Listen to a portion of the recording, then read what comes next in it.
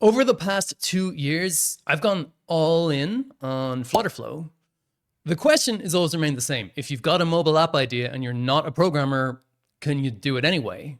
FlutterFlow had a unique edge in the no-code market, and that was that it was a genuinely good product, led by an amazing team, and I knew that I had found something amazing when I stumbled onto it. So I based my whole business on it. I helped hundreds of people get to know the platform and navigate its learning curve. I became a FlutterFlow ambassador. I got to know other FlutterFlow YouTubers and had conversations with the core team at FlutterFlow. And my clients had great success in getting their apps into the app stores and running successful businesses with them. It was truly a great product. And then the FlutterFlow leadership just went, nah, let's do AI something. So they pulled their core team in favor of their shiny new AI product, abandoned their previously thriving YouTube channel, changed their pricing to milk all the cash they could, and just let the platform implode with an insane amount of bugs. There was one bug where you just couldn't use test mode for 3 weeks. And users who loved the product, like me, were left thinking, what the hell just happened? That's when a lot of members of the FlutterFlow community realized that downloading the code, which is a core feature of FlutterFlow, wasn't as realistic as the marketing implied. It was more of a hodgepodge of spaghetti mess with folders named FlutterFlow and weird errors all over the place. I waited and I prayed that the team would take notice of the growing unrest among FlutterFlow users and do more than just doing half-baked apology videos if they really pissed us off. You see, the funny thing is that Silicon Valley tech companies are stumbling over themselves to be that company that lets you type out a magic prompt and have it build your app for you.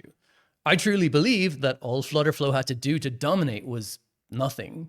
Just keep doing what they were doing. Because writing an app with a magic prompt, it's ridiculous. You don't go from a full-time engineering team of developers working for months and years on one application to just a few prompts and get the same result. FlutterFlow had that middle ground cornered, and they just gave it up blindly to follow every other company into an unproven concept. But I have tons of clients who I've helped get their FlutterFlow apps into the stores.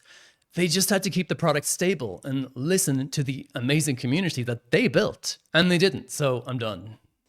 So I've been rounding out my last few FlutterFlow consultation calls recently, and a pretty obvious question is at the forefront of my mind. What am I supposed to recommend to my clients now? I mean, sure, there are FlutterFlow equivalents like Noah and DraftBit. They've always been around as alternatives, and honestly, meh. And for mobile app builds, I've never met a soul who actually has a production mobile app built with like Lovable or Bolt or Base44 in the app stores serving users. I mean, web apps, sure, but native mobile apps? Seriously, if you have one, let me know in the comments. I would genuinely love to hear a story of someone who succeeded with this and which platform it was. Not web apps, native mobile apps in the stores with something like Base44 or Lovable. Anyway, I tried AI-based coding. Of course I did. And it was an unpleasant experience in pure Flutter, and then I swiftly gave up. But after a lot of trial and error, I found what I believe is the best way to build mobile applications, whether you have coding experience or not. And that is to use your local environment. That's your own laptop. Use an AI-powered IDE like Cursor or a terminal AI agent like Claude Code.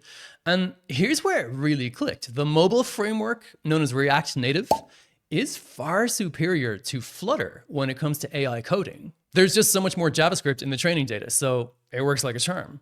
But it's not about trying to one-shot a React Native app. A lot of people get into a lot of trouble with scalability, security, stack choice, and control when they let an AI just take over and go on an absolute coding bender. So I've come up with a stack. It's React Native, Expo, EAS, Supabase, Python, and GCP, but that's the foundation, and you can literally add anything else on top of it. And this gets assembled using an IDE or terminal-based AI agent.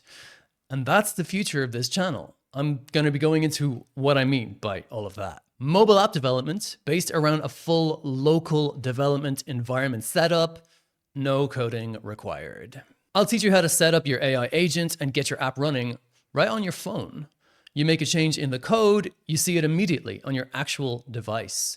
We'll use AI agents to build out the features and fix the bugs. And I'm not planning to get into all the AI hype, like what tool to use and prompting hacks. Nope, not interested. That stuff keeps changing every week, and we do what we can to keep up, but it's all getting a bit ridiculous. So I won't be insisting that you use any AI tool over another, Claude Code or Cursor or Codex or BMAT or SpecKit. You can use whichever one feels works for you, because that's going to be continuously evolving anyway. Instead, we'll concentrate on the tools, fundamentals, and architecture as it pertains specifically to mobile app development. We'll do things like running Supabase locally and have it connect to the locally running development build of your app, so you can play with authentication and database and everything else right there on your laptop and with your phone. You make changes using the AI coding agent. You build your latest feature and fix bugs in isolation from the production app that your users are using. And then I'll show you how to build pipelines to push features and bug fixes automatically and get the updates into the app stores. That's the future of this channel. It's been a hard decision to pivot away from FlutterFlow, so I would love for you to tell me what you think about this in the comments. Tell me how you're feeling if you've been using FlutterFlow lately, and whether you think using AI tools for mobile app development like Claude Code or Cursor could be a viable path for you.